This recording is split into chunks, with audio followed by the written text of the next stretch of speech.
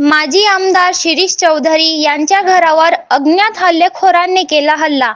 नंदुरबार येथील माजी आमदार शिरीष चौधरी तथा नवनिर्वाचित उपनगराध्यक्ष प्रथमेश चौधरी यांच्या घरावर अज्ञात हल्लेखोरांनी शनिवारी रात्री हल्ला करून घराच्या काचा व प्रवेशद्वारचे नुकसान तसेच वाहनांचे नुकसान करण्यात आले. याबाबत मिळालेल्या माहितीनुसार शहरातील भाटगल्ली परिसरात माजी आमदार शिरीष चौधरी यांच्या घरावर राजकीय वैमन रस्त्यातून हल्ला करण्यात आला आहे.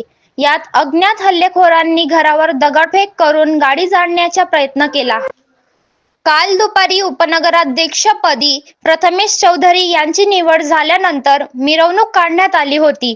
या मिरवणुकीत वाद होऊन दगडफेक करण्यात आली होती. या घटनेसंदर्भात गुन्हा दाखल न करता आपसात वाद मिटविण्यात आला. दरम्यान काही काळ या ठिकाणी पोलीस बंदोबस्त देण्यात आला होता.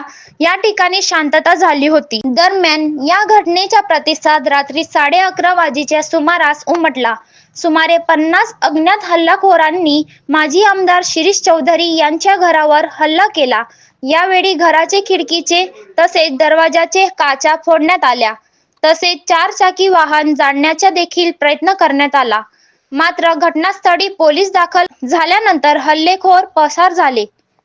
हा सर्व प्रकार सीसीटीव्ही कॅमेरा कैद झाला आहे. या घटनेसंदर्भात शहर पोलीस ठाण्यात गुन्हा दाखल करण्यात आला आहे. संवेदनशील भागात पोलीस बंदोबस्त देण्यात आलेला आहे. वरिष्ठ पोलीस अधिकाऱ्यांनी घटनास्थळाची पाहणी केली. पुढील तपास सुरू आहे. हल्ला संदर्भात शिरीष चौधरी काय म्हणाले ते पाहूया. काल रात्री 11:30च्या दरम्यान आम्ही झोपलो असता काही गुंड प्रवृत्तीचे ज्यांच्यावर केसेस भरपूर आहेत काय आहेत त्यांना काही हार पचवता आल्या नसल्या कारणाने त्यांनी आमच्या घरावर दगडफेक केली, पेट्रोल बॉम्बचा हल्ला केला आणि आमच्या घराला जाळण्याचा पूर्ण प्रयत्न केलेला.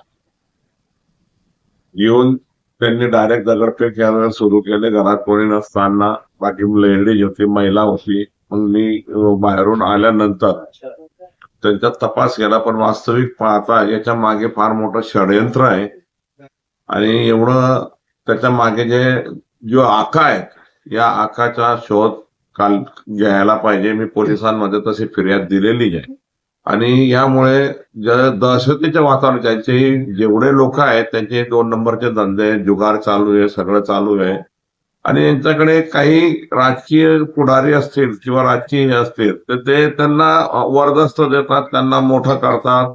जसं बीडचा प्रकार आहे तसं बीडच्या प्रकाराप्रमाणे नंदुरबारमध्ये हे बीड झालं का काय असं वाटतंय आणि या सगळ्यांना कायदेशीर कारवाई आम्ही तर केलेलीच आहे, पण त्यामध्ये पोलिसांचाही रोल मोठा आहे की पोलिसांनी त्यांनी सहकार्य करून हे सगळे आरोपींना तत्काळ पकडावं आणि तत्काळ त्यांना शिक्षा द्यावी एवढी आमच्या